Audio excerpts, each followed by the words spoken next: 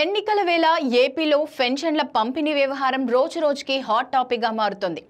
పెన్షన్ల పంపిణీకి వాలంటీర్లను ఉపయోగించుకోవద్దని ఈసీ ఆదేశించడంతో సచివాలయాల్లోనే పంపిణీ పూర్తి చేశారు.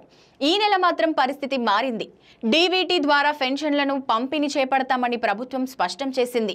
పెన్షన్లను తీసుకుంటున్న లబ్ధిదారుల్లో ఆధార్ బ్యాంక్ అకౌంట్ లింక్ అయిన వారికి మాత్రమే డీబీటీ ద్వారా వారి బ్యాంక్ అకౌంట్లలో పెన్షన్ సొమ్ము జమ అవుతుంది. మిగతా వారికి మాత్రం సచివాలయ సిబ్బంది ఇంటికి వెళ్లి పెన్షన్ పంపిణీ చేస్తారు. గత నెల వృద్ధులు, వికలాంగులు ఎండలో పెన్షన్ల కోసం సచివాలయాలకు వచ్చారు. పడిగాపులు పడుతూ చాలా మంది ఇబ్బందులు పడ్డారు.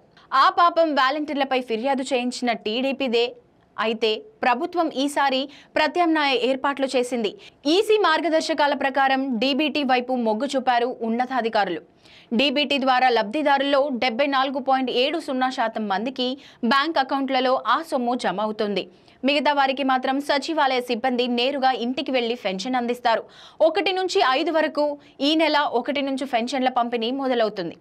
5వ తేదీలోగా పంపిణీ పూర్తి చేయాలని భావిస్తున్నారు అధికారులు.